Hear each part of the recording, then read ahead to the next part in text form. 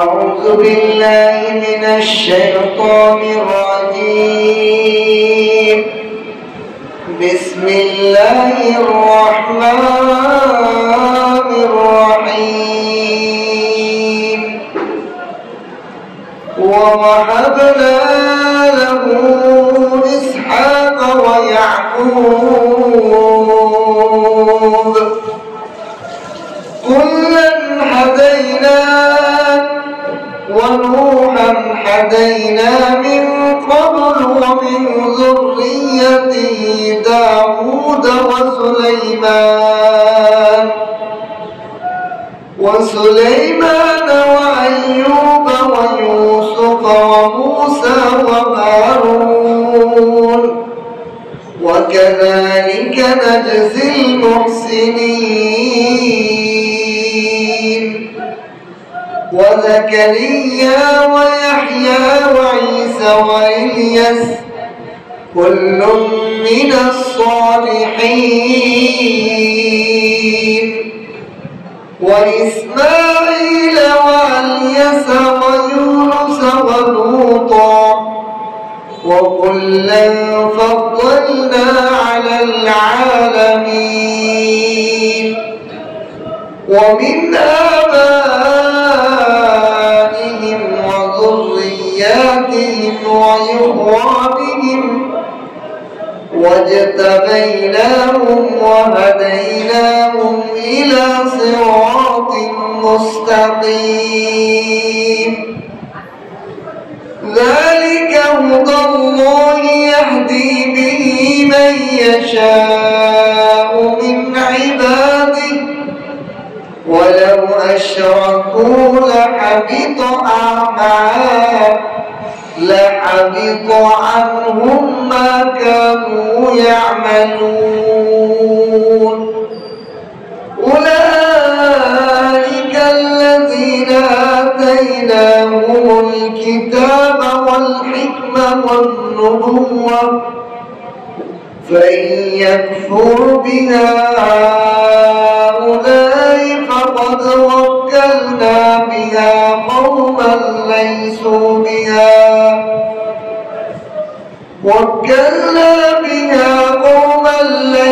بها بكافرين.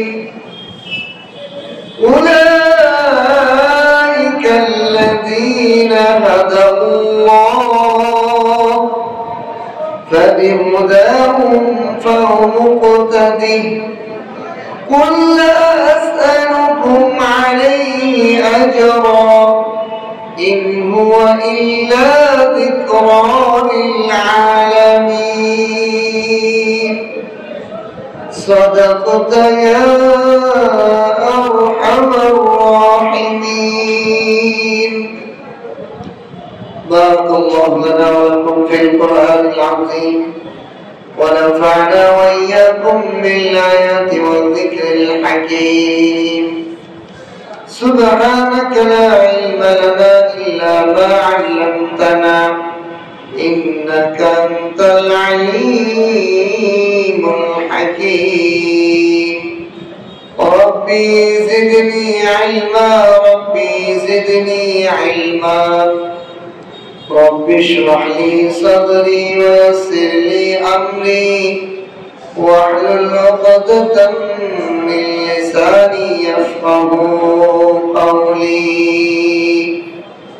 আল্লাহ পাকের লাখ কোটি শুকর ও সুজুদ মহান রব্বুল আলামিন আমাদেরকে দয়া করে মায়া করে এই প্রচন্ড গরমে উত্তপ্ত পুরো দুনিয়া এই মুহূর্তে আল্লাহ পাকের কালাম থেকে কিছু আয়াত তেলাওয়াত করে তার তাফসীর আমলের নিয়তে করা এবং আপনাদেরকে শোনার তৌফিক দান করেছেন। এজন্য কালিমাতু শুকর আদায় করে আলহামদুলিল্লাহ। মানুষ এখন এমন একটা পরিস্থিতিতে আছে, না দাঁড়ায় থাকতে ভালো লাগে, না বসে থাকতে ভালো লাগে, না শুয়ে থাকতে ভালো লাগে। আল্লাহু আকবার। তাহলে কিয়ামতের ময়দানটা কত ভয়াবহ। সেই সময় তো মাথার 1 বিঘার উপরে সূর্য চলে আসবে, জমিন তামা হয়ে যাবে। আবহাওয়া কত উত্তপ্ত হবে। আল্লাহ তাআলা আমাদেরকে এই হাসরের ভয়াবহতা থেকে হেফাজত করুন, বলেন আমিন। বর্তমান আযাব, গরমের আযাব আমাদের নিজেদের হাতার কামাই গুনার কারণে। এজন্য আল্লাহর কাছে তওবা করতে থাকা, ভালো কাজে আমরা সময় কাটানো, গুনার পরিবেশ থেকে নিজেকে বিরত থাকার চেষ্টা করা। আল্লাহ তাআলা দয়া করে মায়া করে আমাদেরকে বসাইছেন, নগণ্য কিছু বান্দাদেরকে আমাদেরকে মসজিদের পরিবেশে অল্প কিছু সময় কোরআনের সংস্পর্শে, কোরআনের আলোচনা মজলিসে বসার যে আল্লাহ সুযোগ করে দিয়েছেন, এটা লাখো কোটি শুকর আদায় করলেও শেষ হবে না। এই মুহূর্তে আল্লাহ তাআলার অনেক হাজারো বান্দা হাসপাতালের বেডে অসুস্থতায় কাতরে গেছে। কেউ বা ব্যবসা বাণিজ্যের মধ্যে পেরেশান হয়ে মগ্ন রয়েছে। কত লোকে কত কাজে আল্লাহ মগ্ন রেখেছেন। আল্লাহ আমাদেরকে সমস্ত দুনিয়ার কাজ থেকে ফারেক করে আল্লাহ তাআলার কালাম কোরআনের মজলিসে ভালো কাজে, নেক আমলে বসার তৌফিক দিয়েছেন। এটা আমাদের চিন্তা ভাবনাও কারো ছিল না যে আমরা বসতে পারবো। ঠিক কত মানুষ খেয়াল করছে আসবে, কিন্তু আসতে পারেনি। কত মানুষ এসে দুদিন আগের থেকে আমাকে বলে বলে যে হুজুর তাফসীর হবে কিনা, আসবো কিনা, দেখা যায় সে আসতে পারে। আবার যারা চিন্তাও করে নেই, তাকে আল্লাহ তাআলা বসাইছে। এই জন্য ভালো কাজ আল্লাহর পক্ষ থেকেই হয়, আল্লাহর কাছেই সাহায্য চাওয়া। আমরা যে আসতে পারছি এটাও আল্লাহ তাআলার অনুগ্রহ, দয়া, মহব্বত, ভালোবাসা। এই জন্য শুকর আদায় করে আলহামদুলিল্লাহ। আজকে সূরা আনআমের 84 নম্বর আয়াত থেকে 90 নম্বর আয়াত,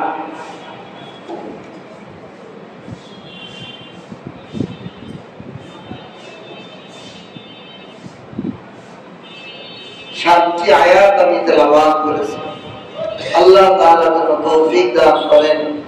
এই আয়াতগুলোতে আল্লাহ তাআলা যা আমাদেরকে বুঝাইতে চান সেই বুঝ আমাকেও দান করে, আপনাদেরকেও দান করে। এই আয়াতগুলো থেকে আমাদেরকে আমল গ্রহণ করার তৌফিক দান করে, বলেন আমিন।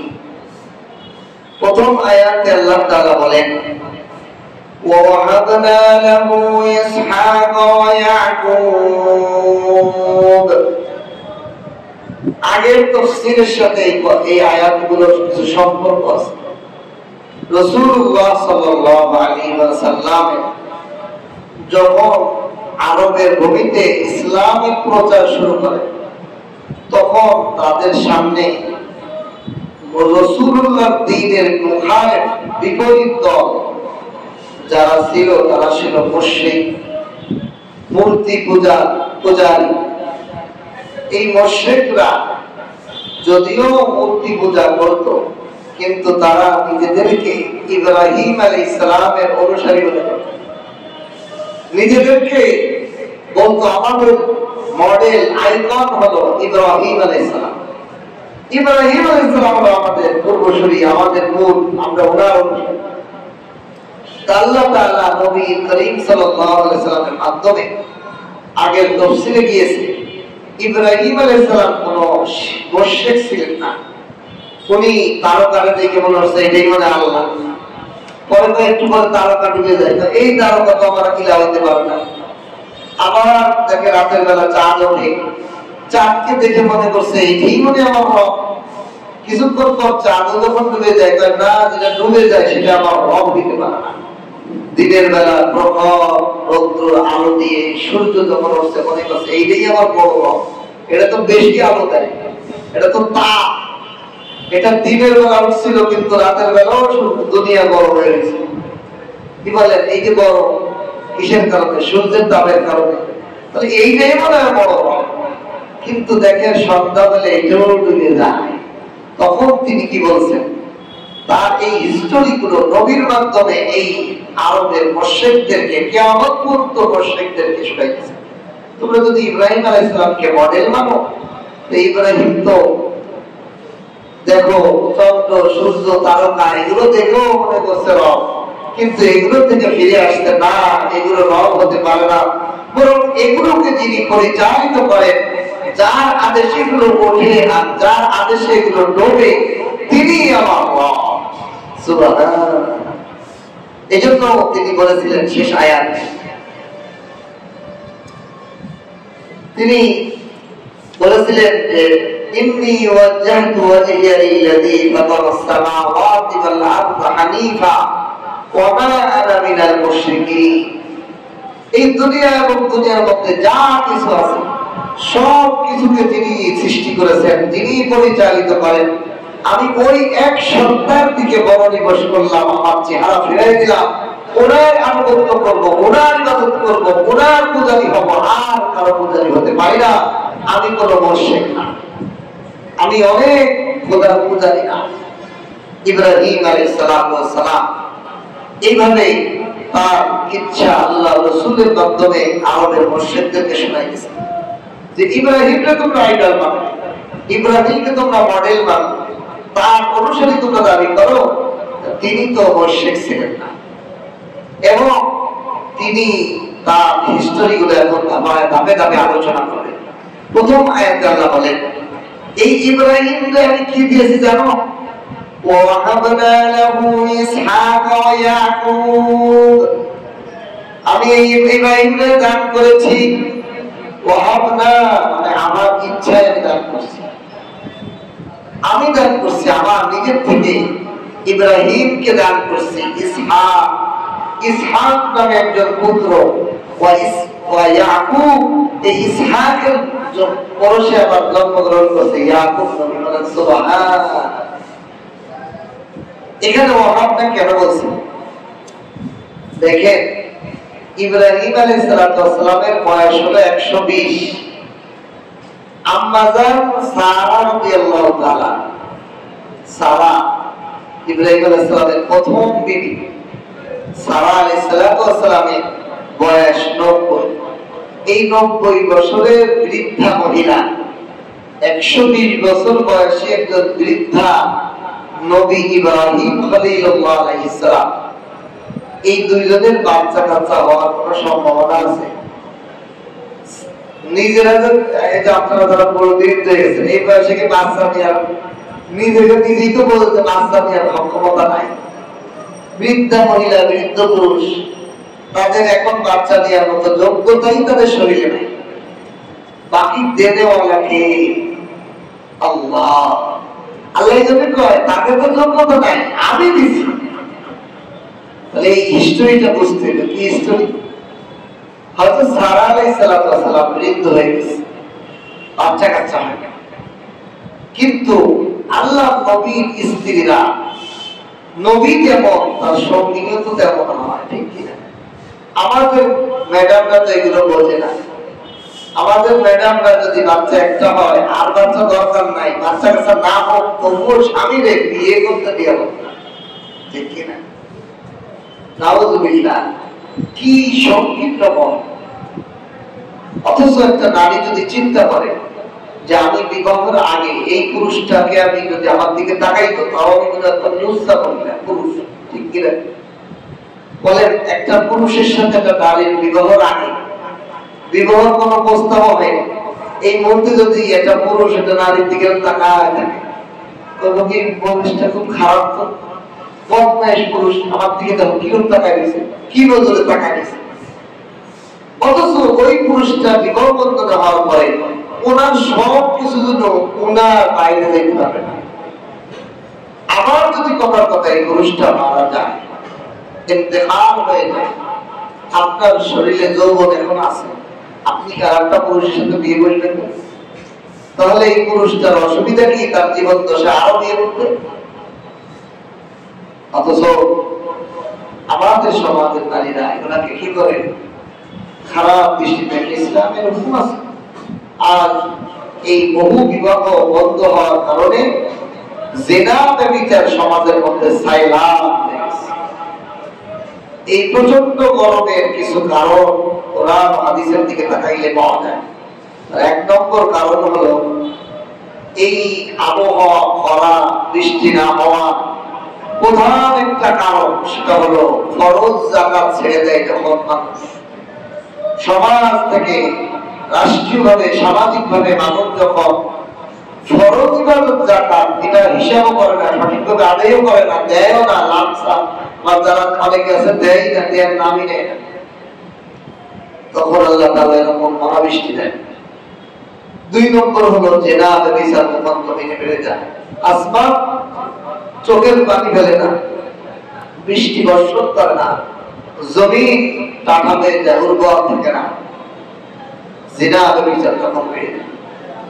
এই জন্য হযরত সারা আলাইহিস সালাম যখন দেখেন উনি বৃদ্ধ হয়ে যাচ্ছেন, ওনার বাচ্চা কাচ্চা হয় না, স্বামী ছেলে হচ্ছে না, ছেলে মেয়ে নাই, তখন তিনি হযরত হাজেরা আলাইহিস সালামকে নিজের একজন পরিচারিকা, তাকে তার সাথে হযরত ইব্রাহিম আলাইহিস সালামের বিবাহ দিয়েছেন, তার খাদেমা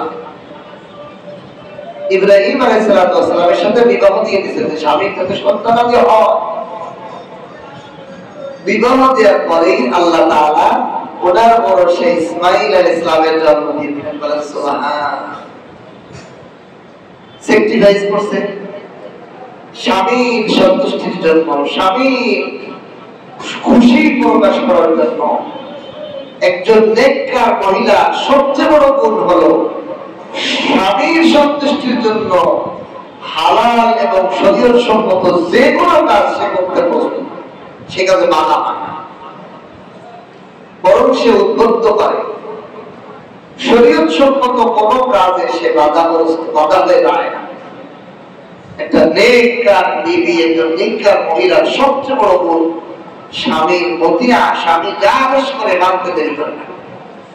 স্বামীর সমস্ত আদেশ তার জন্য রাষ্ট্রীয় ফরমানের মতো, রাষ্ট্রীয় আইনের মতো। আমার সে নিজেকে মনে করে যে আমার আইন প্রণেতা হলো আমার স্বামী, আমার স্বামী যা বৈধ আইন বিধান দিবে সেটা আমার জন্য মানাই হলো ফরজ, এরকম মনে করে। এটাই হলো নেককার।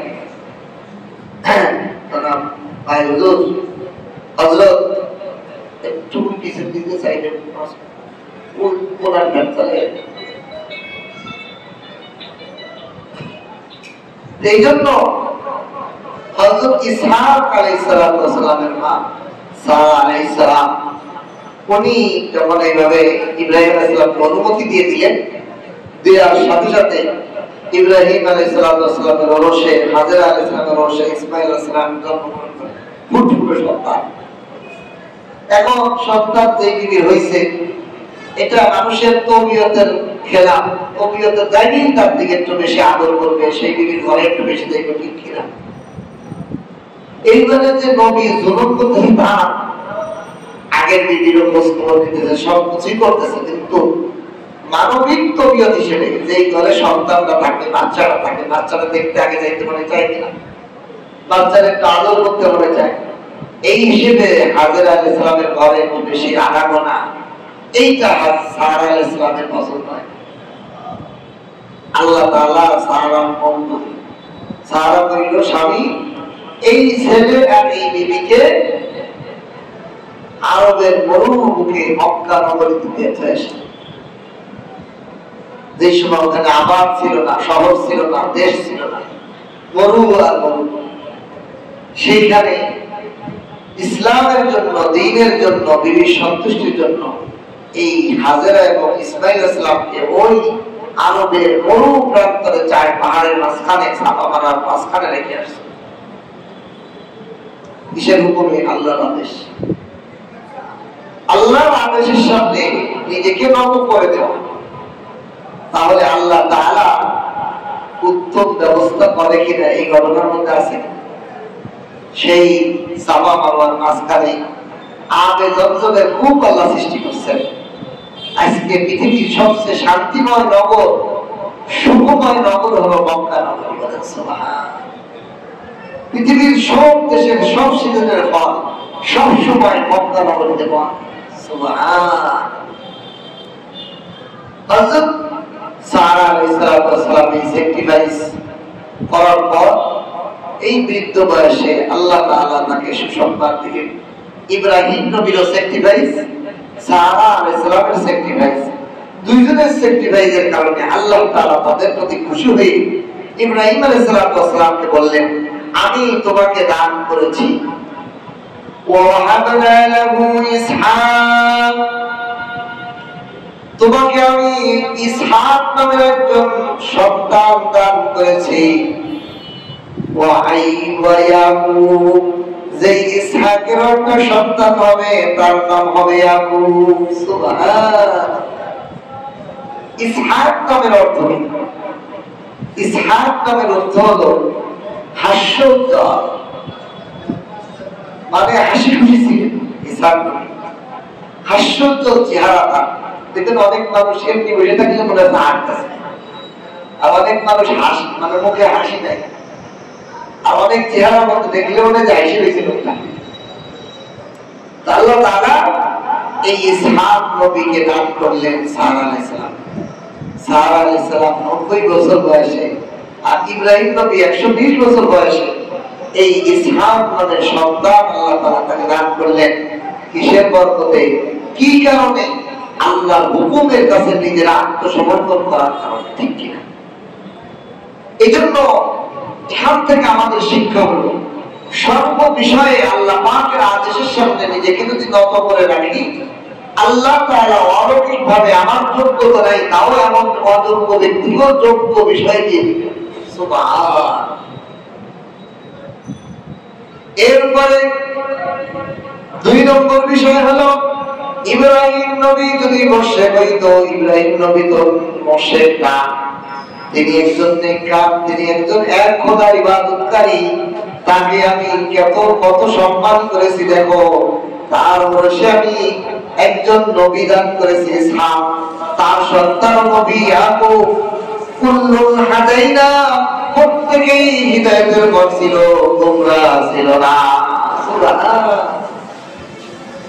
ইব্রাহিম নবীর আগে নূহ নবীর সন্তান কেনান কাফের হয়েছে, কিন্তু আমি ইব্রাহিমের আল্লাহ ভক্তি, ইব্রাহিম আলাইহিস সালামের আল্লাহর বিধানের সামনে আত্মসমর্পণে বিনজির দৃষ্টান্তের কারণে আমি তাকে শুধু নবী বানাই নাই, খলিল বানাই নাই, তার বংশ ধরে 17 জনের মতো নবী আমি তার বংশে, তার সন্তানদের মধ্যে আমি নবী রাসূল বানাইছি। প্রথমে 2 জনে করে বললেন, ওয়া ওয়াহাবনা লাহু ইসহাক ওয়া ইয়াকুব, আমি ইব্রাহিমকে ইসহাক নামে একজন সন্তান দান করলাম, তিনি ছিলেন নবী। এই ইসহাকের ছেলে ইয়াকুব, তিনি একজন নবী। কুল্লুন হাদাইনা, 2 জনই হিদায়াতের করেছিল, কখনো গুনাহ এবং পাপের কাজে তারা কখনোই মগ্ন ছিল না। তাহলে বোঝা যায়, আমি একজন ব্যক্তি, আমার সন্তান নেককার হবে না, ভালো হবে না, খারাপ হবে, এটা নির্ভর করে আমি আল্লাহ পাকের বিধান কতটুকু মানি। আমি আমার সন্তানকে কোরআনের হাফেজ বানানোর জন্য মাদ্রাসায় দিলাম, আমি আমার সন্তানকে কোরআনের হাফেজ বানানোর জন্য মাদ্রাসায় দিলাম, কিন্তু আমি আল্লাহর হুকুম সঠিকভাবে মানি না, 5 ওয়াক্ত নামাজ ঠিক করে পড়ি না, শরীয়তের বিধিবিধান অনুযায়ী ব্যবসা বাণিজ্য করি না, লেনদেন করি না, জীবনেও আল্লাহ তাআলা আমার ঘরে নবী ওয়ালি আল্লাহ ওয়ালার মতো আলেম সন্তান, আপন ওয়ালা আলেম আমার সন্তান বানাবেন না। নবী ইব্রাহিম আলাইহিস সালাম আল্লাহর হুকুমের সামনে, আল্লাহর মুহাব্বতের সামনে, আল্লাহর আদেশের সামনে নিজেকে মাথার মর্যাদা দিয়েছেন, নিজের চেহারাকে আল্লাহর সামনে অর্পণ করে দিয়েছেন। এই জন্য তার সন্তানের মধ্যে আমি ইসহাক এবং ইসহাকের সন্তান ইয়াকুব সব নবী এবং হিদায়াতের পরে চন্দ্রওয়ালা সন্তান দিয়েছি। সুবহানাল্লাহ। এরপরে ওয়া নূহান হাদাইনা মিন ক্বাবল, তোমরা তাকায় দেখো, ইব্রাহিমের আগে নূহ নবী এসেছিলেন, যাকে আমি হিদায়াতের পরে রেখেছি, যিনি ইব্রাহিমের আগে আসছিলেন। ওয়া মিন যুররিয়াতিহি দাউদ ওয়া সুলাইমান ওয়া আইয়ুব ওয়া ইউসুফ ওয়া মূসা ওয়া হারুন। আর ইব্রাহিমের সন্তানের মধ্যে আমি তার বংশধরের মধ্যে দাউদ বাদশাহ নবী বানাইছি, ও সুলাইমান পুরো পৃথিবী শাসন করতে ওয়ালা বাদশাহ সুলাইমানকে আমি বানিয়েছি, ও আইয়ুব পৃথিবী বিখ্যাত ধৈর্যশীল নবী, সেটাও আমি ইব্রাহিমের বংশে বানিয়েছি। আর ইউসুফ সৌন্দর্যের সবচেয়ে বড় আধার, পৃথিবীর বুকে যার সৌন্দর্যের মতো আর কোন সৌন্দর্য মানুষ আল্লাহ পৃথিবীতে বানাইবেন না, এবং সৌন্দর্য নবী আমি এই ইব্রাহিমের বংশেই বানাইছি। ওরে মূসা রাগী নবী, ফিরাউনের মতো জালেম, পৃথিবীর মুখে কোন জালেম নিজেকে খোদা বলে দাবি করে নাই। এইরকম জালেমের সামনে কঠোর ভাষায় তার বিরোধিতা করা, তার সাথে ঝগড়া করা, এরকম দাপটশীল এবং অহংকারী বাদশার সামনে আল্লাহ দাওয়াত দেওয়ার মতো একজন রাগী নবীর প্রয়োজন। সেই নবী মূসাকেও ইব্রাহিমের বংশধরের মধ্যে আল্লাহ বানাইছে। তার ভাই হারুন আলাইহিস সালাম নবী, সব ইব্রাহিম নবীর বংশধরের মধ্যে।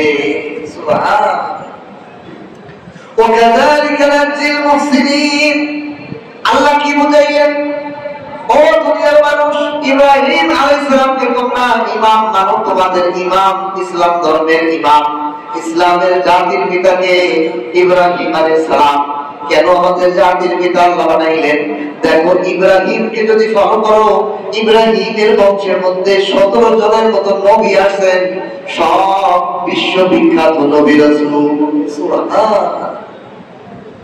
আমি ওয়াকাযালিকা নাজিল মুহসিনিন, যারাই নেক আমল করে, যারাই খোদার আনুগত্য করে জীবন পরিচালনা করে, তাদেরকে আমি ঠগাই না, উত্তম বিনিময় দান করি। নেক সন্তান, নবীর মতো সন্তান আমি তাদের রাখছি। কি বলেন? একজনের বংশের মধ্যে বাংলাদেশের মন্ত্রী, তা বংশের একটা লোক যদি মন্ত্রী হয়, তাই সে গলা খুললে কি কথা যদি সাবধানে করে, আমার বংশের গলা অমকের পিঠা, আমার বংশে হয় কিনা? আমার বংশের মধ্যে অমক মন্ত্রী, শুধু বংশের মধ্যে আমার কারণে মানুষের কলিজাটা এত বড় হয়ে যায়। আল্লাহ কয়, ও আমার দুনিয়ার উম্মতেরা, ও আমার দুনিয়ার বান্দারা, নবী মুহাম্মদের উম্মতেরা, দেখো ইব্রাহিম আলাইহিস সালামের একজন নেক আমলার, নেক সৎ হওয়ার কারণে, আল্লাহর মুহিব, আল্লাহর খলিল বন্ধু হওয়ার কারণে তার বিনিময়ে আমি কত উত্তম প্রতিদান তাকে দান করছি। তার বংশের মধ্যে খালি নবী আর নবী আর নবী। সুবহানাল্লাহ। وزكريا ويحيى وعيسى وإلياس كل من الصالحين। এমনি ভাবে আমি জাকারিয়া নবীকে পাঠাইছি ইব্রাহিমের বংশে। ইয়াহইয়া আলাইহিস সালাম জাকারিয়ার সন্তান, এটাকেও নবী বানাইছি ইব্রাহিমের বংশধর। ঈসা আলাইহিস সালাম নবীর বংশধর। ইলিয়াস আলাইহিস সালাম ইব্রাহিম আলাইহিস সালামের বংশধর।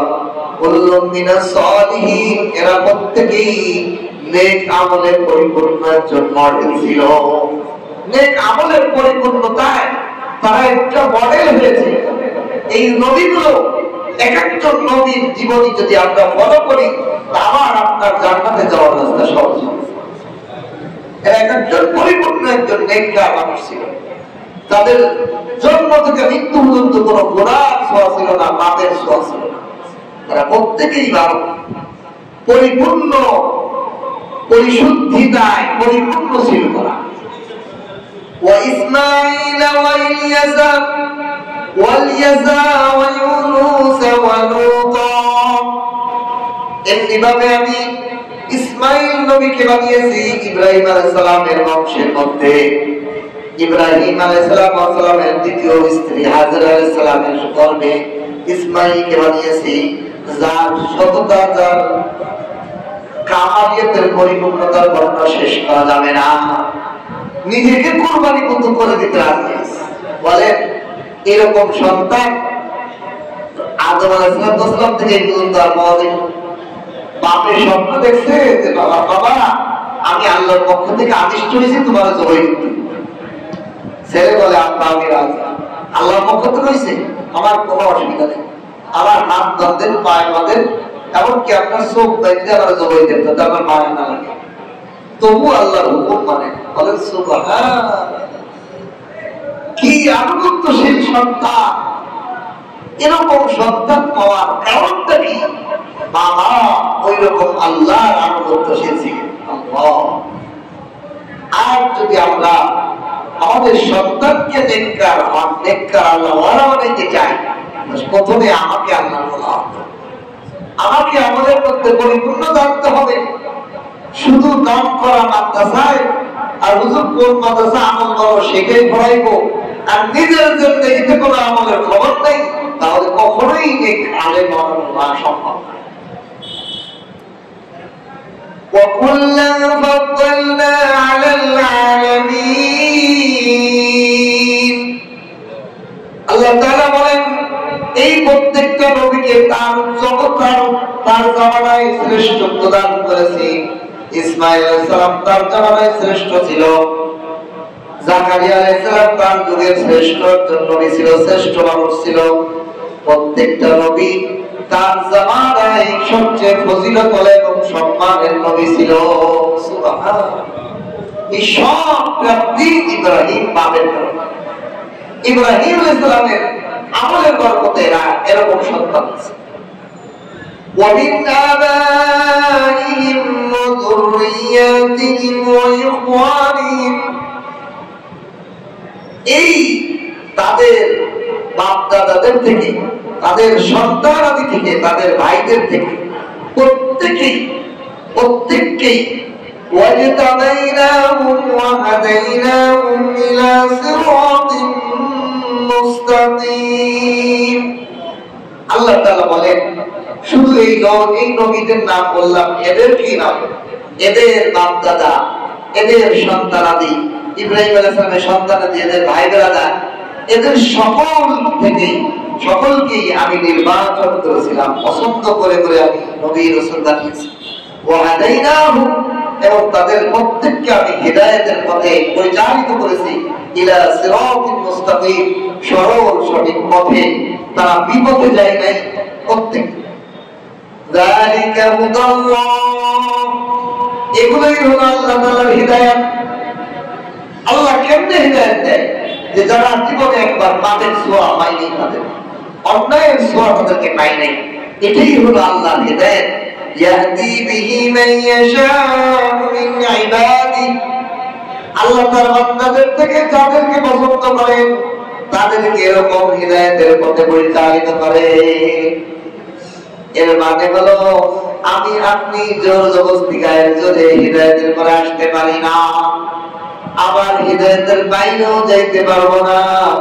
এই হিদায়াতের পরিপূর্ণ মালিক কে? আল্লাহ। আল্লাহ যাকে চান তার বান্দাদের মধ্যে তাকেই পছন্দ করে হিদায়াতের পথে রাখেন।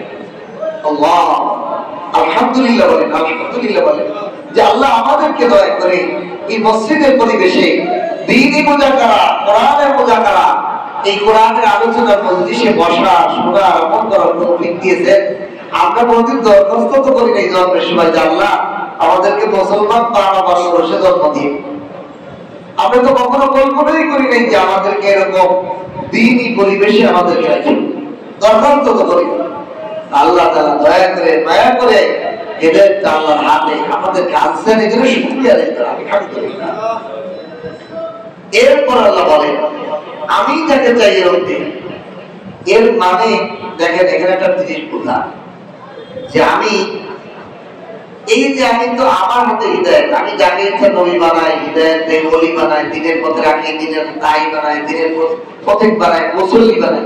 হাজারো বাজারে মানুষ আছে, তাদের মধ্যে তাফসীর শোনার জন্য এই অল্প কিছু মানুষকে আমি নির্বাচন করেছি, আল্লাহ করছে। আমরা কেউ আসতে পারি যদি এখানে আল্লাহ ছাড়া কোনো নির্বাচনের কি থাকতো যে এখানে আসলে 1000 করে টাকা পাওয়া, তাহলে হাজার লোক হইত, তাহলে ওই টাকার জন্য হইতো, কোরআনের হিদায়াতের জন্য হইতো।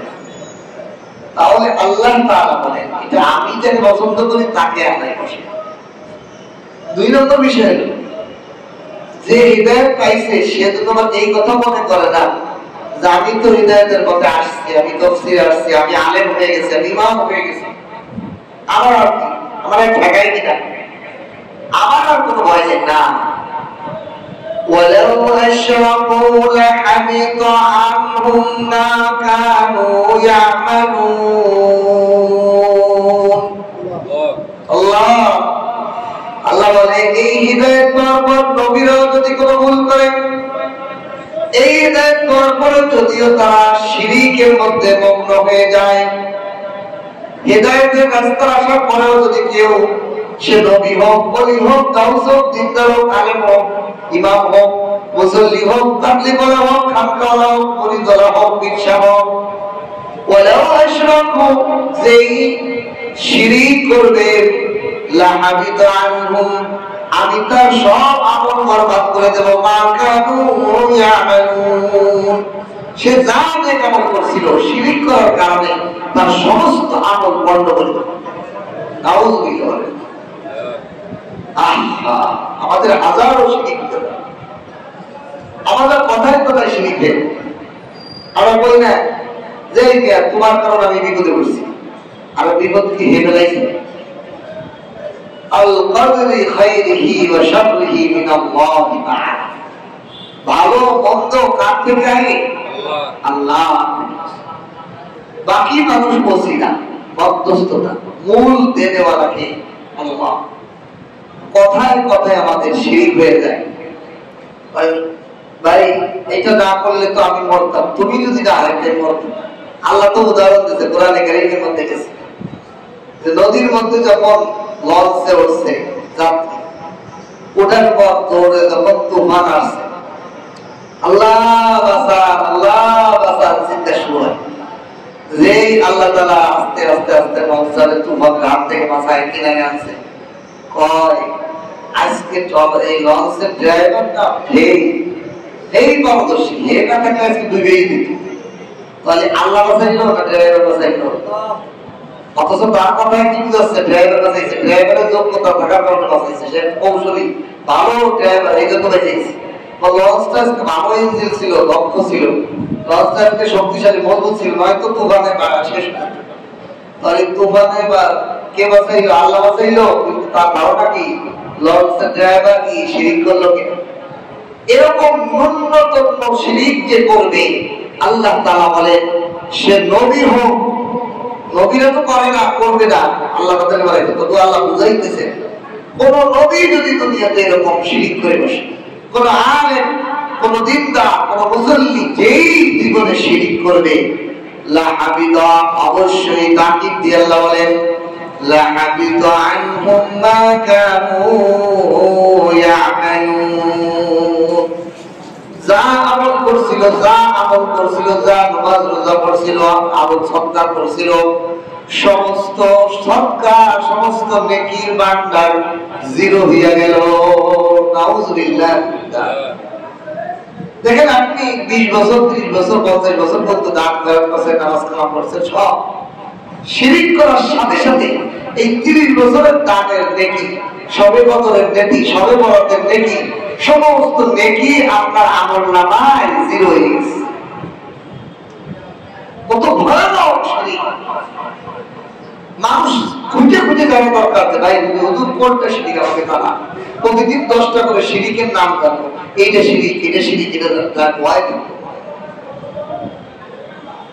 শিরক থেকে বাঁচা আল্লাহ তাআলা কি সতর্ক করেন, ওয়ালাউ আশরাকু, শুধু নবী নয়, পৃথিবীর কিয়ামত পর্যন্ত যেই শিরক করবে, লাহাবিত আনহুম মা কানু ইয়ামালুন, তার সমস্ত আমল আমি বন্ধ করে দিব, সব জিরো হয়ে গেছে। এখন যদি সে তওবা করে, কাজ করে, ঈমান আনে, আবার যে আমল শুরু করে, তখন তার আমল হয়। অথচ আমাদের উঠতে চলতে ভিড়তে কত ওষুধ না খাইলে রোগটা ভালো হইতো না, ওষুধটা ভালোই, ওষুধ খাওয়া দেওয়ার রোগটা ভালো হয়ে গেছে। ওষুধে ভালো বানায়, কয় হুজুর আপনি হলো উপরে আল্লাহ নিচে আপনি নাউযুবিল্লাহ করেন, বলে কিনা অনেক সময় বাচ্চার গার্জিয়ানটা বলে হুজুর এই ছেলে দিয়ে আসলাম, উপরে আল্লাহ আছে, নিচে আপনি আছেন, নাউযুবিল্লাহ। উপরে আল্লাহ রক্ষা করেন, নিচে আমি রক্ষা করেন, নাকি আল্লাহ রক্ষা করেন? আল্লাহ উপর মধ্যে যেন রক্ষা করতে পারে, নিচে যে মারেন না, আমি পারবো না, বরং আমার কারণে আমি বিপদে হয়ে যাই। ঠিক কিনা? অনেক সময় হয় না যে আমার দায়িত্ব দিচ্ছে, আমি আমার কারণে বাঁচানো বিপদে হয়ে গেছি, হয় কিনা? তাহলে বাঁচানো মালিক কে? আল্লাহ ছাড়া কারোর সাথে শিরিক করা যাবে না। সমস্ত ক্ষমতার কুদরত সব কিছু কার হাতে? আল্লাহর হাতে। এই শিরিক করলে সমস্ত আমল নষ্ট হয়ে যাবে। أولئك الذين آتيناهم الكتاب والحكمة والنبوة আল্লাহ বলেন এই সমস্ত নবীদেরকে যাদেরকে আমি হিদায়াতের পথে উঠিয়েছি, যাদেরকে আমি হিদায়াতের পথে উঠিয়েছি, নবী রাসূল, এদেরকে আমি দান করেছিলাম কিতাব, ওয়াল হিকমা, হিকমত দান করেছিলাম, কৌশল, বুঝ, সমঝ। হিকমত বলা হয়, হিকমত কি? হিকমত হলো সহি বুঝ, কি বুঝ? সহি বুঝ। ধরেন একজন লোক একটা কর্মচারীকে নিয়োগ দিছে, কি দিছে? নিয়োগের একটা শীট আছে, তুমি সকাল 5টা থেকে বিকাল 5টা পর্যন্ত আমার বাসা পাহাড় দিবা, কে ঢুকতেছে কে বেরোচ্ছে দেখাশোনা করবে। আরো বিভিন্ন বিধিবিধান লেখা আছে, কিন্তু ওইটার মধ্যে তো এটা লেখা নাই যে আমার ছেলে যদি কূপের মধ্যে পড়ে যায় তুমি এটা উঠাইবা, এটা লেখা নেই। কি না? এটা লেখা থাকে, এটা লেখা নেই। এটাও কিতাব, কিতাব মানে কি? নোটিশ। এই নোটিশ অনুযায়ী তোমার নিয়োগ দিচ্ছে, আমার এই ডিউটি করবা, এই বেতন দেবো, এই মাথা দেবো। কিন্তু সে ওই নোটিশ অনুযায়ী তার মালিকের ছেলে কূপের মধ্যে দৌড়তে যে পড়ে গেছে, সাঁতার পারে না, আবুডুবু গেছে, সে দেখে নোটিশের মধ্যে নাই, তা আমি ওকে ধরবো না। আর মরে গেলে বলে মালিক তারে চাকরিতে রাখবো, ওটা ছাড়াই গেল। আর যদি সে দৌড়তে বাঁচায়, সে দৌড়তে ওটাকে উঠে উদ্ধার করে, লেখা নাই, কিন্তু লেখা ছাড়াও দায়িত্বের মধ্যে কিছু বুঝ থাকে কিনা, এটাই বলে হিকমত। কিতাব দিয়ে শুধু কিতাব লিখিত চার দিলেই সম্ভব না, আর চারের বাইরেও কিন্তু থাকে কথা লেখা লাগে না, এটা করতে হয়। ঠিক কিনা? যেমন আপনারা যারা গার্মেন্টস চাকরি করেন, তাদের লেখা থাকেই থাকে, তারপরেও কিছু কাজ আছে এমন ভাবে এটা কোনো লেখা নাই, তারপরেও করতে হয় না। এরকম এই যে বুঝ, এই যে আকল থাকা, বুঝ থাকা, যেটা আমার থাকতে তার লেখা থাকলে আমার করতেই হবে, এটাকে বলে হিকমত। আল্লাহ তাআলা আমাকে নামাজ পড়তে দিয়েছে, আর নামাজ আমি বসে বসে পড়লাম, তাহলে নামাজ একটা অন্তর্ভুক্ত আছে, নামাজের ওযু আছে, নামাজের মধ্যে ওযু গোসল পবিত্রতা অর্জন করতে হবে, জায়গা পবিত্র করতে হবে, পোশাক পবিত্র করতে হবে, শরীর পবিত্র করতে হবে। এই যে বুঝ, এরপরে আরো কি বুঝ? নামাজের দ্বারা আমার কাছে কি চায়? এই যে আমাদের সমাজে অনেক মানুষ আছে নামাজ আমরা পড়ি, কিন্তু নামাজের দ্বারা আল্লাহ কি চান আমরা এটা বুঝি না। দেখেন আমার কাছে বলছেন নামাজের সবচেয়ে নিচু দরজা কি? সিজদা। নামাজের মধ্যে সবচেয়ে নিচু দরজা কি? সিজদা। সিজদায় যে আমরা কি করি? নাক আর কপাল দিয়ে জমিনের মধ্যে বসি। আচ্ছা বলেন, নাক আর কপাল বসলে আল্লাহ তাআলার যে সম্মানের মাকাম ছিল, আল্লাহর একটু সম্মান বাড়িয়ে দিব? আমি আপনি যদি কিয়ামত পর্যন্ত 24টা ঘন্টা হায়াতের কোটি কোটি বছর যদি পাই, আর নাক দিয়ে যদি কপাল বসিয়া নাক বসি জমিনের 24 ঘন্টায়, আল্লাহর সম্মানের 1 ইঞ্চিও বাড়বে না। আবার যদি সারা দুনিয়ার মানুষ কেউ যদি সিজদায় যায় না, নাক বসেও না, কপালও বসে না, সিজদা দেয় না, আল্লাহর সম্মানের একটু নিচে নেমে যাবে, তাহলে আল্লাহর তো কোনো ফায়দা নেই। আল্লাহর কোনো ফায়দা আছে? তাহলে বুঝতে হইব, তাহলে এটা দ্বারা আমাকে আল্লাহ কি চান? আল্লাহ চান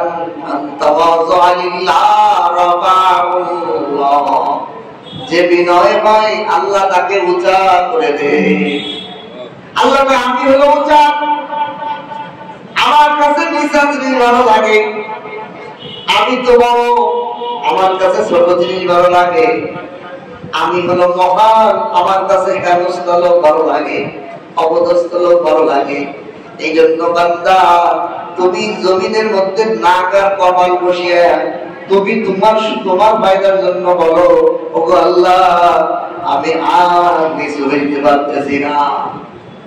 কপাল আর নাক জমিনের সাথে মিলাই দিছি, আর জমিনের মধ্যে কাটতে পারতেছি না। আপনি ছোট পছন্দ করেন, আপনি তো বড়, আপনি হলো বড় শেষ সীমানা, আর আমি হলো বান্দা সবচেয়ে ছোট। তখন আল্লাহ তাআলা কি করবো? আমার মর্যাদা বাড়ায়। সুবহানাল্লাহ।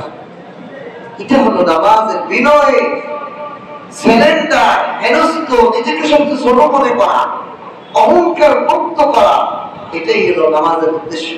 কিন্তু আমাদের অবস্থা হলো, নামাজ যদি পড়ি, বেনামাজি দেখলে বেনামাজি, মানে আমার অহংকারে মনে হয় যে আমি ওরের মানুষ বলে। অথচ আল্লাহ তাআলা ওরে হিদায়াত দিয়ে নামাজি বানায়, আমারে বেনামাজি বানাইতে পারে কিনা? বিনয় হয়ে যাও, আমি ছোট, আমি নিম্ন, এই নিম্নতা অর্জন করা। আল্লাহ তাআলা বলেন, আমি যে নবীদেরকে কিতাব দান করেছি, শুধু কিতাব দেই নাই, তাদেরকে হিকমত দিছি। তারা আল্লাহ তাআলার প্রতিটা হুকুমের মগজ বোঝে, উদ্দেশ্য বোঝে। 2 নম্বরে নবুয়ত দান করছি, তাকে প্রচার প্রসার বার্তা পৌঁছানোর দায়িত্ব দিছি, নবুয়তের দায়িত্ব। فإن يكفر بها هؤلاء فقد وكلنا بها قوما ليسوا بها بكافرين। এইগুলো পাওয়ার পরেও এই যে নবুয়ত, ইব্রাহিম আলাইহিস সালামের সন্তানেরা কিতাব পাইছে, হিকমত পাইছে, নবুয়ত পাইছে, এগুলো পাওয়ার সাথেও যদি এই আরবের মুশরিকরা তারা যদি এটা কুফরি করে, অস্বীকার করে, নবুয়ত মানে না, কিতাব মানে না, হিকমত মানে না, ফাকাদ ওয়াক্কালনা বিহা কওমান, আমি এই মুশরিকদের বাদ দিয়ে আরেকটা কওমের উপরে হিদায়াত এবং এই নবুয়ত এবং হিদায়াতটা আমি অন্য জাতিকে তাদের উপর দিব, অর্পণ করব। মা লাইসু বিহা কাফিরিন, যারা এই হিদায়াত অস্বীকার করে। কি বুঝাই? হে নবী মুহাম্মদ রাসূলুল্লাহ, আপনার নবুয়ত, হিকমত, কিতাব দিয়ে আমি এই আরবের মুশরিকদের কাছে পাঠাইছি।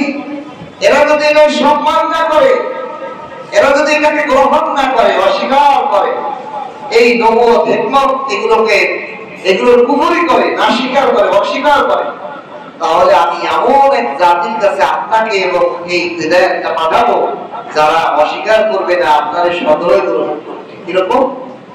আল্লাহ রাসূল সাল্লাল্লাহু আলাইহি সাল্লামকে হিজরত করায় কোথায় গেছে? মদিনায়।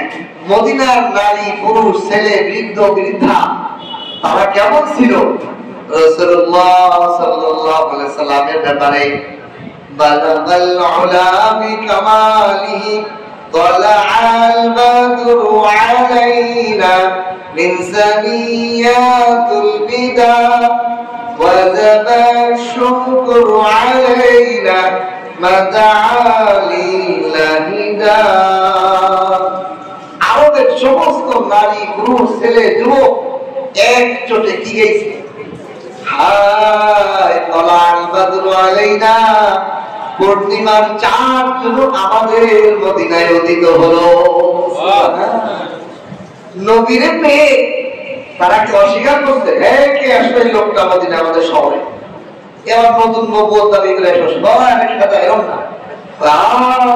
একজোটে সবাই, একজোটে মদিনার সমস্ত মানুষ বলল, আমাদের কি সৌভাগ্য, আমরা তো কৃতজ্ঞতা আদায় করে শেষ করতে পারবো না। আমাদের মাঝে পূর্ণিমার 14 তারিখ দিবাগত 15 তারিখের যে চাঁদ, পরিপূর্ণ চাঁদ যেমন উদিত হলে রাত্রটা কি হাস্যোজ্জ্বল হয়ে যায়, মদিনাবাসী বলে আমাদের কাছে এরকম পূর্ণিমার চাঁদ উঠছে। এবং তারা কি করে দেখে, রাসূলুল্লাহ সাল্লাল্লাহু আলাইহি সাল্লাম যে উটনির উপর সওয়ার ছিলেন, মদিনার নারী পুরুষ প্রত্যেকে তার দরজার কাছে উটের পছন্দনীয় খাবার নিয়ে হাজির। আল্লাহ এই উটটার পছন্দনীয় খাবার দেখে যেন নবীকে নিয়ে আমার ঘরে আসে। এই ঘাস দেখে, এই খাবার দেখে, এই ঘষি দেখে, এই চিটাগড় দেখে, এই খেজুর দেখে এই উটটা দেখে বিভিন্ন খাবার তারা দিয়ে রাখছে, যাতে উটটা এই খাবারের লোভে এদিকে আসে আর আমার বাসায় নবী অবস্থান করে। সুবহানাল্লাহ। কেউ বিরোধিতা, বরং প্রত্যেকে আশা করতেছে আমার বাসায় যেন নবী অবস্থান করে।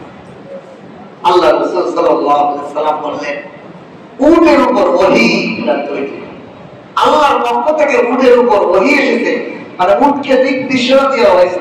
উট যেখানে আল্লাহর পক্ষ থেকে সিদ্ধান্ত ওইখানেই দেবে। সুবহানাল্লাহ। এই জন্য আল্লাহ তাআলা যারা হিদায়াত উলামায়ে কেরামের এখনো দেখবেন, যদি কোনো আলেম, কোন এলাকার মানুষ একজন ভালো আলেম পায়, তার থেকে দ্বীনের কথা শিখতে পারে, দ্বীনের কথা জানতে পারে, তাকে যদি মূল্যায়ন করে আল্লাহ তাআলা তারে রাখে, আর যদি মূল্যায়ন না করে আল্লাহ তারে সরায় দেয়। মূল্যায়ন না করলে ওই আলেমকে আল্লাহ তাআলা অন্য জায়গায় যে কোনো একটা খেদমতের মাধ্যমে যে কোনো ভাবে অন্য জায়গায় সরায় দিবে। পরে আফসোস করে যাইবেন না, আরে ধর কথার কথা, আমি এখানে একটু তফসির আমার যতটুকু আল্লাহ তৌফিক দেয় চেষ্টা করছি, ওনা বাড়িতে আর কথা হয় কিনা আমার জানা নেই। তাহলে এই মুসল্লিরা যদি, বাজারের মানুষগুলো যদি তফসিরের কদর না করে, একসময় হয়ে যাবে আমি মরে যেতে পারি, আল্লাহ রিজিকের টানে অন্য ঘরেও নিয়ে যেতে পারি, কি জানি আমি তো জানা নাই। তখন চাইলেও কি তফসির করার শোনার সম্ভব বলে? চাইলেও শোনা সম্ভব? এই জন্য আলেম, ওলামা, ওলামায়ে কেরাম, একটা মাদ্রাসা, একটা মসজিদ, এগুলো আল্লাহর পক্ষ থেকে আমাদের জন্য বড় নিয়ামত, বিশাল বড় নিয়ামত। আল্লাহ বলেন এগুলোকে যদি তোমরা কদর না করো, এগুলো সম্মান না করো, যেমন এই যে তফসির হচ্ছে, তফসিরে যারা সহযোগিতা করতেছে টাকা দিয়ে, মাল দিয়ে, খেদমত দিয়ে, চাউল দিয়ে, ডাউল দিয়ে, তেল দিয়ে, বিভিন্ন ভাবে যা আল্লাহ করতেছে, আমরা 10 টাকা পারি, 10 টাকা, 100 টাকা পারি, যা পারি দিয়ে সহযোগিতা করে তফসিরের মেহমানদারি, তফসিরটা চলুক, এটা জন্য চেষ্টা করতেছে। আল্লাহ তাআলা তাদেরকে বরকত দিচ্ছে, তাদেরকে অবরকত হচ্ছে। তাদের এই টাকা দেওয়ার কারণে আগে কামাই হতো 10,000 টাকা, এখন 8,000 টাকা কামাই, এরকম। আগে 50,000 টাকা কামাই হতো, এখন এই দান করার কারণে 40,000 টাকা কামাই, এরকম এরকম। বরং তাদের কাছে খবর নিয়ে দেখেন, আল্লাহ তাদেরকে দিন দিন বরকত দিচ্ছে। সুবহানাল্লাহ। এই জন্য দ্বীনের কাজ, নবীকে যারা কদর করে না, এই মক্কাবাসীরা আর নবীকে মক্কায় পায়নি। নবী এমন জায়গায় গেছেন, বাকি জীবন এবং দাফনও মদিনায় হয়েছে, ঠিক কিনা? তাহলে মূল্যায়ন করতে হবে। মূল্যায়ন করলে নবী এই আনসারী সাহাবীদের মূল্যায়নের কি মূল্যায়ন? শুধু নবী না, নবীর সাথে যে সাহাবাগুলো আসছে তাদেরকে নিজেদের ঘরে কিছু অর্ধেক, ভাই তোমার তো ঘর বাড়ি সব সারি আসছো, আমার নবীর সাথে আসতো না, আমার এই ঘরের 2টা রুম, তোমার একটা রুম দিয়ে দিলাম। তুমি তো বিবি বাচ্চা ফেলাইতে আসছো, তোমার তো বিবি নাই, তুমি তো বিবাহিত পুরুষ, তোমার তো নজর অন্যদিক যাইব, তুমি তো নিজেকে কন্ট্রোল করতে পারবে না, তুমি তো পুরুষ মানুষ, বিবি বউ কাছে না থাকবে সমস্যা। নাও আমার এই 3টা বউ আছে, সেটা ভালো লাগে, তুমি পছন্দ করো, আমি তালাক দিয়ে দিয়ে বিয়ে করি। সুবহানাল্লাহ। কেমন আনসার, অধিক সাহায্য। আনসার শব্দের অর্থ হলো অধিক সাহায্যকারী। পৃথিবীতে এমন কোন নেতা পাওয়া যাবে না যার অনুসারীরা আরেকজন অনুসারীকে এইভাবে সহযোগিতা করে। আমার নবীর মতো নেতা পৃথিবীতে আর নাই। সুবহানাল্লাহ। আমার নবীর সোহবতে প্রাপ্ত সাহাবীদের মতো অনুসারী আর পাওয়া যাবে না। এই জন্যই তারা পৃথিবী বিখ্যাত হয়েছে, পৃথিবী জয় করেছে। তাদের ন্যায় আর তাদের মুআমালাত এবং মুআশারাতের মাধ্যমে পুরো পৃথিবীর মধ্যে ইসলামকে ছড়িয়ে দিয়েছে। সুবহানাল্লাহ। আল্লাহ তাআলা বলেন, এজন্য ফাইয়াকুর বিহা, যদি তোমরা এই নবীর নবুয়ত, কিতাব, হিকমতকে অস্বীকার করো, হাউলাই ফাকাত ওয়াক্কালনা বিহা কওমান, এমন এক কওমকে আমি এটা অর্পণ করে দিব, এই নবীর দায়িত্ব এমন এক কওমের উপর দিব, মদিনাবাসীদেরকে নবীর দায়িত্ব দিয়ে দেব, নবীকে দেখাশোনা করবে। তোমরা মক্কাবাসীরা পাইবা না লাইসু বিহা বিকাফিরিন, যে মদিনাবাসী কোনদিন নবীকে ছাড়বে না। নবীকে একা ভুলবে না কখনো। নবীর জীবন মরণে নবীর শরীরে একটা মাসি পড়ুক তারা এটাও সহ্য করে না এই মদিনা আসলে। আল্লাহ এরপরে এগুলোই হলো প্রকৃত হিদায়াত। এরাই এমন লোক যাদেরকে আল্লাহ তাআলা হিদায়াত দান করেছেন। এই সমস্ত হিদায়াত প্রাপ্তদেরকে আপনি অনুসরণ করেন। যুগে যুগে যত নবীরা এরা হিদায়াত পেয়েছে, সঠিক পথে পরিচালিত হয়েছে, ধৈর্য হারা হয় নাই, এক কম আপনার কথা শোনে নাই, এক কম আপনার দিনের দাওয়াত শোনে নাই, এক এলাকার মানুষ আপনার কোরআনের তাফসীর শোনে নাই, আপনি নিরাশ হবেন না। আল্লাহ আপনাকে আরেকটা জাতি তৈরি করে দিব, তারা শুনবো। চিন্তা করেন, এই যে তাকায় দেখেন এই বাজারের ব্যবসায়ীদের মধ্যে এক দুইজনটা পাওয়া যায়, আর বাকি নাই, বাকি অন্য জায়গায় লোক এসে বসেছে, ঠিক কিনা? বাজারের ব্যবসায়ীদের মধ্যে দুইজন একজন পাওয়া যায়, অথচ বাজারের ব্যবসায়ীদের জন্যই কোরআনের তাফসীর। কোরআনের তাফসীরটা কাদের জন্য? বাজারের ব্যবসায়ীরা। এরা দূরে থেকে শুনতে পারে না মাহফিল, বড় বড় মাহফিলে বড় বড় তাফসীর শুনতে দিতে পারে না, বড় আলেমদের কাছে শুনতে পারে না, তাদের জন্যই তো আয়োজন, কিন্তু তারা শুনতে পারে না। আল্লাহ অন্য জাতিকে তৈরি করে দেয়, অন্য লোককে তৈরি করে দেয়, যারা এসে শোনে। আমাকে এক লোক বলতেছে, জানেন এই বাজার হুজুর আপনার কোরআনের তাফসীরে বসি না, আপনার কোরআনের তাফসীরে এমন লোক বসে যাদেরকে আমি জীবনেও ওই কোলাবাড়ি নেই। আমি বলছি কি আমার কাছে একটা সংবাদ আছে, জানেন এই তাফসীর জিন জাতিরা বিষয়। সুবহানাল্লাহ, এই তাফসীরের মজলিসে জিনরা এসে হাজার এসে বসে শোনে।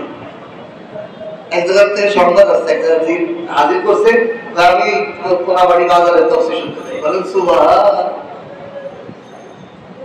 অথচ আমরা মানুষ জাতি ওই কাছে যাইও পাই না, শুনতে আসে না। এই জন্য আল্লাহ তাআলা বলছেন, আপনি নিরাশ হবেন না, আপনার দিনের কথা কেউ শুনবে না, আমি আর একটা জাতি তৈরি করে দিব, আরো কিছু লোক তৈরি করে দেবো, তারা এসে বসে দেবে।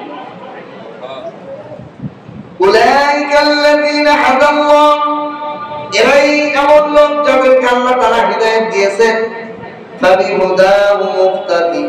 আপনি ওই হিদায়াত প্রাপ্ত লোকদের অনুসরণ করেন, যারাই আপনার হিদায়াত গ্রহণ করে, যারাই হিদায়াতের পথে চলে, তাদেরকে পথ পরিচালিত করেন, তাদের অনুসরণ করে চলেন।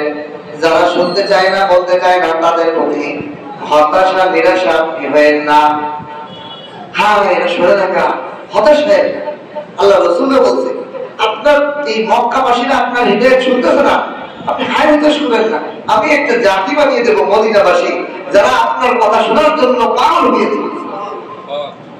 মদিনাবাসীরা এরকম ছিল, দুই ভাই, এক ভাই মজলিসে এসে নবী কি কয় কোনো কথা তো শুনে না যায়, আমি খেতে কাজ করবো, তুই যে বসবি, আবার আমি যখন তুই আসবি আমি যে বলবো, যাতে নবী কি কইলো কোনো কথা যেন আমরা শোনা বা থেকে বাদ না যায়। বলেন সুবহানাল্লাহ। فبهداه مقتدي قل لا أسألكم عليه أجرا। মজার একটা কথা আল্লাহ বলছেন, হে নবী আপনি বলে দেন মক্কাবাসীদেরকে, ও মক্কার কুরাইশরা, আমি যে তোমাদেরকে উপদেশ দেই, কোরআনের কথা শোনাই, এর বিনিময়ে আমি তোমাদের কাছে কোনো টাকা পয়সা চাই না। আমি যদি বলতাম, দেখেন এই যে বর্তমান একটা মাহফিলে গেলে আলহামদুলিল্লাহ, বর্তমান তো বাজার বক্তার বাজার খুব বড়, যারাই বক্তা 50,000 60,000 নিচে কোনো বক্তা নাই। ভালো বক্তা যেগুলো মানে সোশ্যাল মিডিয়াতে ইউটিউবে ভাইরাল বক্তা, এদের একটা প্রোগ্রাম দিতে গেলে সর্বনিম্ন 50,000, এর নিচে আপনি আটতেই পারবেন না, 1,80,000 টাকা, ঠিক কিনা? কিন্তু এই যে আপনাদেরকে আধা ঘন্টা 1 ঘন্টা অনুসবাদ 1 ঘন্টা এই যে কোরআনের তাফসীর শোনাই, একদিনের জন্য বলছি ভাই আপনারা প্রত্যেকে আমাকে 100 টাকা করে দেবেন, 10 জন আসলে আমার 1000 টাকা দেবেন, ঠিক কিনা? এরকম কোনদিন বলছি? বিনিময় নিয়ে কোরআনের জায়েজ নেই,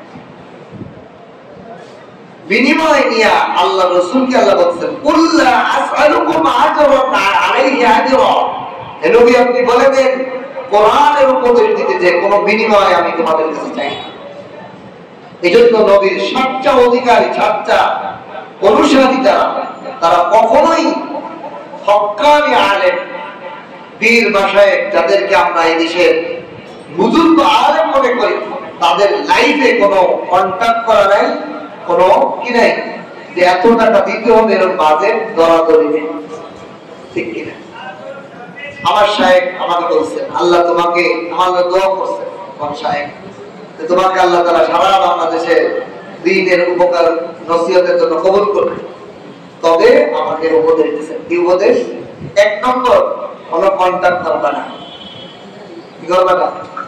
কোনো কন্ট্যাক্ট করবে না, কারণ দ্বীনের কথা বললে দামাদামি পেশা ফেরা যাবে না এটা। 2 নম্বরে, হাদিয়া চাইয়ে নিবা না। হাদিয়া কোনোদিন চাই না। হাদিয়া আর বিনিময় এটা মনে অনেকে বোঝে না। হাদিয়া হলো আপনার মনে যা আছে তাই। আপনি আমার মনে চাইছেন যে হুজুর আমি হাদিয়া দেবো 500 টাকা, এটাও হাদিয়া দিতে 5000 টাকা হইতে পারে, 500 টাকা হইতে পারে, আপনার মনে যেটা চাইছে, আপনার ভালো লাগাতে, যেটার বিনিময়ে আপনি কিছু চান না। আপনি চান যে হুজুর আমি হুজুরকে খুশি করি, হুজুর দোয়া দেবো, যে কোনো আলেমকে আপনি দিলেন আপনার ভালো লাগাতে, সেটাকে বলে হাদিয়া। আর আমি যদি আমার এটা করছি, এটা 500 টাকা দেবো, 1000 টাকা দিচ্ছি, তাহলে এটা হলো বিনিময় হইল, তার বিনিময়ে নেওয়া যাবে না। এই জন্য কোনো দামাদামি কমটা কোনো কিছু করা যাবে না। আল্লাহ রাসূলকে আল্লাহ ডাইরেক্ট বলেছেন, কুল্লা আসআলুকুম আজরান আলাইহি আজরা, আপনি বলে দেন তোমাদেরকে কোরআনের উপদেশ দিতে যে আমি কোনো বিনিময় চাই না, এটা কোনো বিনিময় নেই। এখন বিষয়টা হলো নবী করিম সাল্লাল্লাহু আলাইহি সাল্লাম বিনিময় নিতেন না, নবুয়ত পাওয়ার পরে কোনো কাজও করেন নাই, ব্যবসা বাণিজ্য চাকরি কিছুই করেন নাই। নবী চলছে কেমনে? প্রশ্ন একটা, নবী চলছে হাদিয়ার মতো। নবী চলছে কত? হাদিয়ার মতো। যেমন আমার এই মসজিদটা, এখানে এই বাংলাদেশ মসজিদটা কেমনে চলে অনেকে জানে, এখানেও আমাদের হাদিয়া সিস্টেম, কোন মুজিদিন না। মুজিদ হইলে যদি কত ভাই আলী হোসেন ভাই, আপনার আমি ইমাম, আপনি আমার পিছনে নামাজ পড়েন, 1 ওয়াক্ত নামাজে 10 টাকা, কথার কথা। আমি যদি মুজিদ ধরতাম যে 1 ওয়াক্ত নামাজ পড়াবো, আপনি আমার কাছে পড়ছেন 10 টাকা, তাহলে ধরেন ফজরের নামাজ তো বাড়ি রাখা পড়ছেন, 4 টাকা নামাজ পড়ছেন, প্রতিদিন 40 টাকা। প্রতিদিন 40 টাকা হইলে মাসে কয় টাকা বলেন? 1200 টাকা। সাহেব করো, হ্যাঁ 1200 টাকা। তাহলে ওনার মজুরি হইতো তাহলে 1200 টাকা, কিন্তু উনি কি 1200 টাকা দেন? উনি, আমাদের এখানে নিয়ম হলো, আমি যে মাসালা কথা বলছি, আমাদের এখানে যারা মুহিব্বিন, যারা নামাজি দেন, যারা নামাজ পড়ে না, তাদের কাছে আমরা কালেকশন করতে পারি। যেরকম এখানে আমি একজন মানুষ, আমার তো আল্লাহর পক্ষ থেকে বেতন হইব না, আল্লাহর পক্ষ থেকে বাসা ভাড়া খাওয়া দাওয়া সব চাইব, তা ওনাদেরকে জানানো হয়েছে যে আপনারা হাদিয়া দিবেন। হাদিয়া কি? উনি বলছে আমি 300 দেবো, 500 দেবো, 1000 দেবো, 200 দেবো। এখন এটা আমার নিয়ম কি? যেমন আমি আমার মহাজনের সাথে বলা আছে, একজন বলছে যে হুজুর একটু ঝামেলা আছে, ঠিক, আমাদের লিস্টি 5 বছরের লিস্টি যদি আপনি দেখেন, 200 লোক ঢোকছে বেরোইছে, ঢোকছে নতুন লোক, অনেকে আর দেয় না, মানে তার সমস্যা হয়েছে, প্রথমে নাম লেখাইছিল 500 টাকা, তা 500 টাকা দিতে কষ্ট হয়, সে 200 টাকা দিচ্ছে, 200 টাকা দিতে কষ্ট হয়, 100 টাকা দিচ্ছে, এবার দেখা যায় 100 টাকা সে দিচ্ছে। এটা কি হাদিয়ার বিনিময়? এই জন্য নতুন লোক আসে, নতুন ভাব বেড়ে যায়। আবার কেউ দিতে, তারা দেখা যায় মসজিদ যারা শুরু করছে, যারা 1000 করে লেগেছে, তারা 2 বছর 3 বছর পর্যন্ত টাকাই দেয় না, আসেই না মসজিদে, আসলে ওই বছর মাসে একদিন আসে। কেন? তাদের কাছে জোর জবরদস্তি হবে, কিন্তু এটা হাদিয়া, তার মানে আমার চায় না, আমার ভালো লাগে না, আমার কাছে আসে না, মসজিদে বেতন দিতে ভালো লাগে না, এটাই বলে হাদিয়া। রাসূলুল্লাহ সাল্লাল্লাহু আলাইহি ওয়াসাল্লাম চলতেন হাদিয়া। কিরকম হাদিয়া চলতেন? রাসূলুল্লাহ সাল্লাল্লাহু আলাইহি ওয়াসাল্লাম নবুয়ত প্রাপ্ত পর ওনার কোনো চাকরি ছিল না, উনি কোনো ব্যবসা করতেন, ওনাকে সাহাবায়ে কেরাম হাদিয়া দিতেন। এই জন্য আমি বলি যে মসজিদের বেতন হওয়া দরকার। মসজিদে যারা নামাজ পড়ে তারা যদি সঠিকভাবে খালি হাদিয়া দেয়, কোন ইমাম সাহেব কমিটির নির্যাতন হওয়া দরকার পড়ে।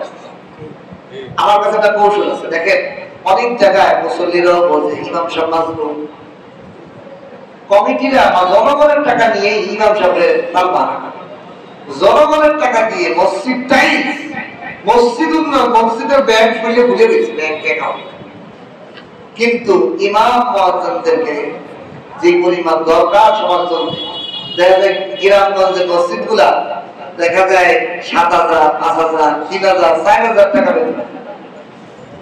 এই বর্তমান বাজারে আপনারা যারা এখানে আছেন, একজন গার্মেন্টস শ্রমিক প্রতি মাসে ওভারটাইম মিলে 20-25,000 টাকার নিচে সে বেতন উঠায় না, ঠিক কিনা? একজন অটো রিক্সাওয়ালাও 30,000-40,000 টাকার নিচে কোনো কামায় না। ইমাম সাহেবরা আমাদের সাথে মনে হয় না যে ইমাম সাহেব এত বোকা কেন? একটা কলা বেচার দোকান দিলেও তো মাসে 30-40,000 টাকা পাইত। একজন ইমাম সাহেব অটো রিক্সা চালাইলো, তার তো শরীরে শক্তি নেই, অটো চালাইতে তো কষ্ট নেই, সারাদিন চালাইবো, মাসে 30-40,000 টাকা তার ছেলে মেয়ে সাথে ভালোভাবে সম্পর্ক, কারণ সে নেশা করবো না, সিগারেট দিব না, ইয়াবা খাইবো না, কোনো জায়গা বেলা নাই, ঠিক কিনা? কিন্তু ইমাম সাহেব এখানে জায়গা দিয়েছে কেন? এই উম্মতের রাহবারি নবীর পক্ষ, আল্লাহর পক্ষ থেকে তাকে নির্বাচন করে রাখা হয়েছে। এই জন্য দাওয়াই মিজাজ না, আল্লাহ জানে আলহামদুলিল্লাহ।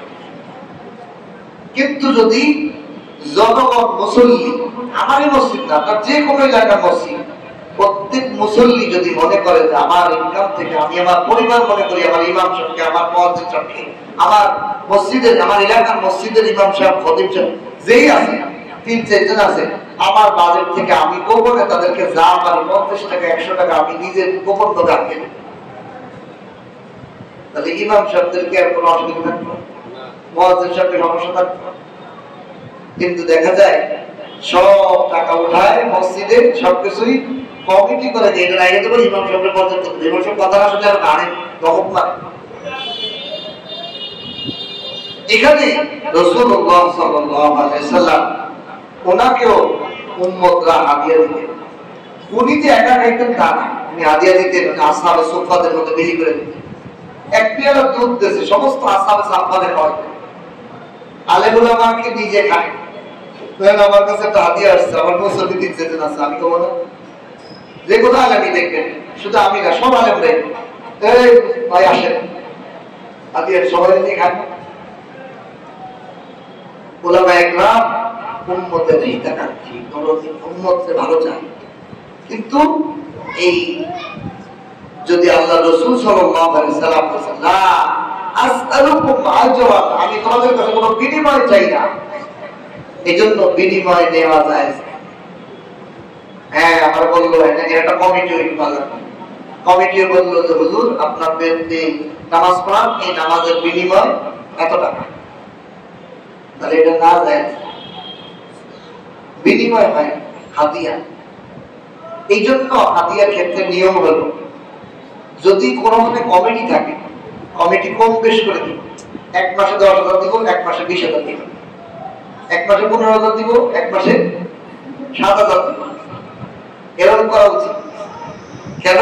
তাহলে হাদিয়া আমার যখন যতটুকু অ্যাবিলিটি হয়েছে ততটুকু, এটা হাদিয়া। তখন ইমাম সাহেবেরও আল্লাহ দিকে রুতে, এদের দ্বারা কি হয় জানেন, আমাদের বাংলাদেশের অনেক মাদ্রাসাগুলো এরকম আছে। আমার জানা মতে আমাদের যাত্রাবাড়ি মাদ্রাসা কোন উস্তাদ জানে না তার বেতন কত। আমাদের বসুন্ধরা ইসলামী রেসার্চ এখানে যারা উস্তাদ খবর নিয়ে দেখেন এদের কত হাদিয়া, ওই যে হাদিয়া যেহেতু বেতন না, আমি অনেক উস্তাদের সাথে কথা বলছি, তাদের কোনো নির্দিষ্ট হাদিয়া নেই, নির্দিষ্ট কিন্তু বেতন হয়ে দেখবো। ওখানে যারা শিক্ষক হিসেবে নিয়োগ হয়, মহতমিম সাহেব উনি বলে দেন যে আপনি নিয়োগ হইলেন, আপনি আল্লাহ আল্লাহ পক্ষে ভাই চালাবেন ওই দেবেন। আমাদের যাত্রাবাড়ি সাহেবের 3 মাস পর্যন্ত উস্তাদ বেতন পায় না, এরপরে এক উস্তাদের এক খামের মধ্যে 1 লাখ টাকা এসে পড়ছে।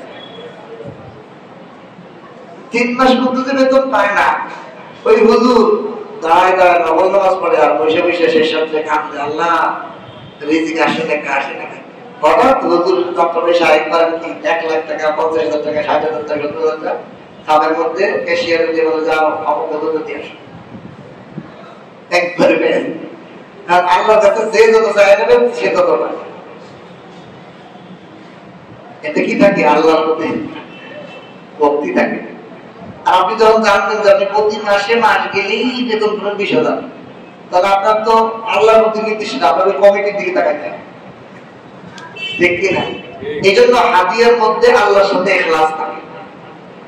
এই জন্য আল্লাহ বলছেন লা আসআলুকুম আজরান আলাইহি আজরা, হে নবী আপনি বলে দেন আমি তোমাদের কাছে কোনো বিনিময় চাই না। এই উপদেশের কারণে আমি কোরআনের বর্ণনা করতে চাই, এর বিনিময় চাই না। বিনিময় কে দিতে পারবে? আমাকে যখন জুমার মসজিদে নিয়োগের জন্য ইন্টারভিউ নিল কমিটিরা, তো পছন্দ করছে, পরে আমাকে নিয়ে বসছে, তার হুজুর আপনার ডিমান্ড তো? আর বলছে আমার ডিমান্ড দেওয়ালা পৃথিবীতে নাই, কারণ আমি আলেম। আমার ডিমান্ড কিসের উপর? আমার কোরআনের জ্ঞানের উপর, কোরআনের এলেমের উপর। কোরআনের এলেমের ডিমান্ড কি পৃথিবীতে কেউ দিতে পারবে? বিনিময় একটা হরফের বিনিময় পৃথিবীর কেউ দিতে পারবে? এটা আমার ব্যক্তি অহংকার না, আল্লাহ আমাকে যে কালাম দিয়েছে ওই কালামের দাম তো কেউ দিতে পারবে না। আমি বলছি এটা আমার কোনো ডিমান্ডই নেই, পৃথিবীতে ডিমান্ড কার কাছে পাবো? এই জন্য আমার কোনো ডিমান্ড নেই। তারপরেও আর কিছু নেই। এখন আপনারা টাকা বেতন হাতিয়ে দিলে দেবেন, না দিলে না দেবেন, তাই ইচ্ছা আপনাদের ইচ্ছা। এই জন্য এইগুলো তোমরা যা ধরছে আমি সেটা নিয়েছি। কোনোদিন বলি নেই যে আমার বেতন বাড়ার টাকা এই সব কিছু বাড়ছে, কত বেতন বাড়ছে, আমাকে একটু বাড়াই দেন, আমার একটু আরো কিছু দেন। কেন কইব? আমি আল্লাহরে কইব, আল্লাহ আমার ফেরা না ঠিক করতে হবে, আল্লাহ আমার দেয় না। আল্লাহ খারাপ চলায়? আলহামদুলিল্লাহ। বান্দার কাছে মুখাপেক্ষী না, আমি আল্লাহর দিকে থাকি। প্রতিটা মানুষই আল্লাহর দিকে তাকানো উচিত। দেখেন এই যে আপনারা যারা ব্যবসা করেন, আপনি কি ব্যবসার দিকে তাকানো থাকলে ব্যবসা হইব? আপনি ব্যবসার সুন্দর মাল সাজাইছেন, কালকে এক দোকানে বসছেন, ওনারা বললাম দেখেন এই যে এত সুন্দর মাল সাজাইছেন, সকালে বাসার থেকে আসার সময় দোকানে আপনি কি চিন্তা করছেন যে কয়টা বিক্রি করবো? জানেন? এই কোনো দোকানদার বলতে পারবো? দেখেন দোকানদার ব্যবসায়ীদের ইমান আল্লাহর দিকে থাকে। যে কোনো দোকানদার নামাজ পড়ুক আর না পড়ুক, সে সকালে দোকান খুলে আল্লাহ কাস্টমার বেশি, আল্লাহ মিলে।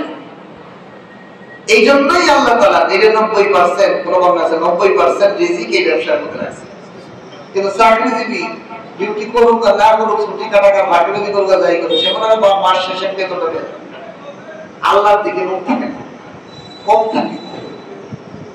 হ্যাঁ আমাদের কিন্তু আল্লাহ বেতনটা পার্থক্য না ব্যর্থ, কিন্তু কম থাকে। কিন্তু ব্যবসায়ী প্রতিদিন আল্লাহ মিল্লা করতে, আল্লাহ বেশি গাইডা।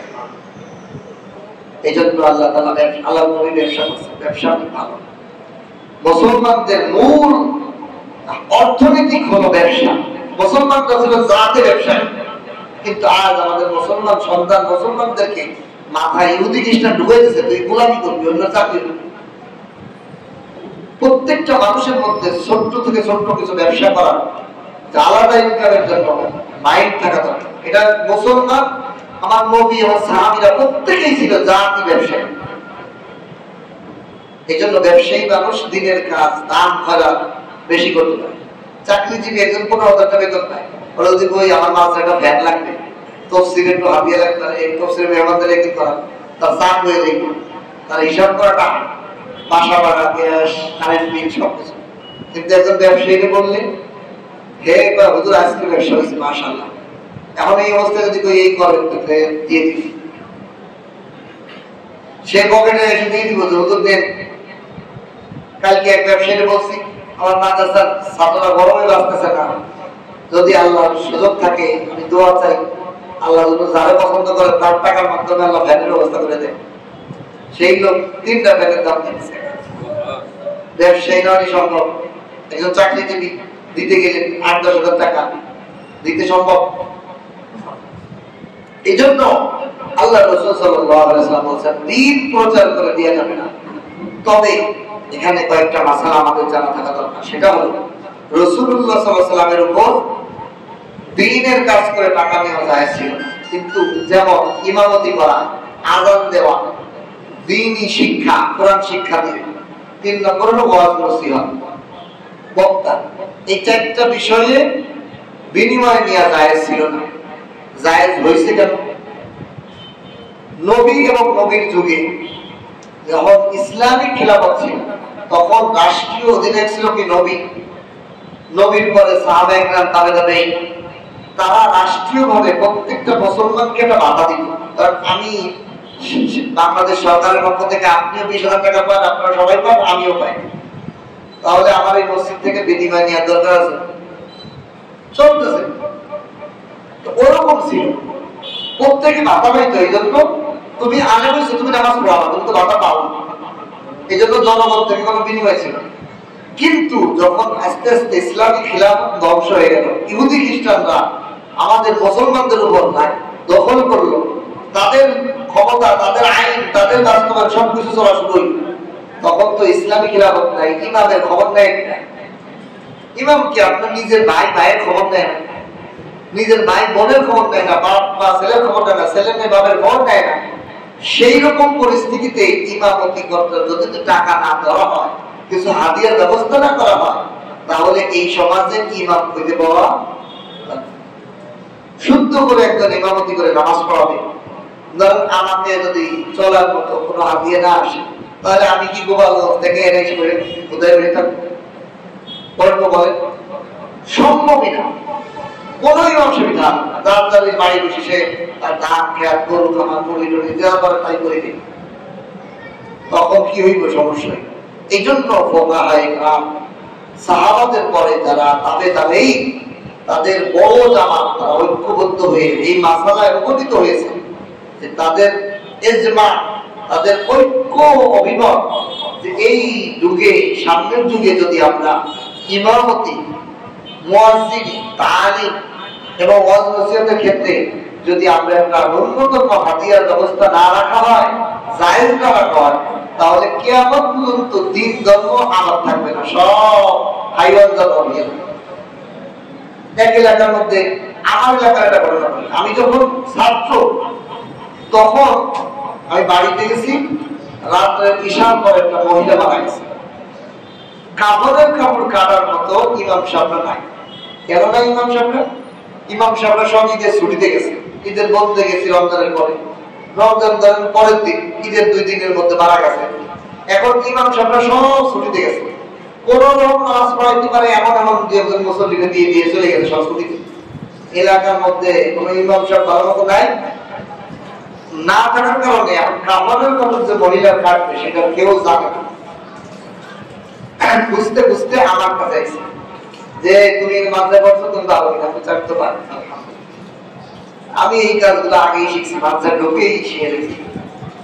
কাপড়ের কাপড় কাটা, কবর খোদা, কাপড় কেমনে পড়াইতে হবে, গোসল কেমনে করাইতে হবে, এগুলো প্রতিটা মুসলমানের শিখে রাখা দরকার। তখন আমি যে সুন্দর করে কেটে দিছি, তারপরে একজন পুরুষ মানুষ যার বিবি কাপড়টা পড়াবে, তাকে আমি শিখাইছি কেমনে পড়াবে সবকিছু কাপড়টা, তাকে আমি বলছি যে আপনার বিবিকে এটা শিখাই। পরে ওই মহিলাকে গোসল করাই শিখেছি, পড়াইছি। তুই চিন্তা করেন যে ওখানে যদি আমি না থাকতাম, ওই মহিলার দাফন কাপড় সঠিকভাবে হইতো, কাপড়ের কাপড় দেখাই দিত, সঠিক কাপড় তাদের পড়াইতে হতো। অথচ একজন লাশের একটা হক, তার সঠিকভাবে কাপড় পরিধান করা একজন আলেমের কত প্রয়োজন।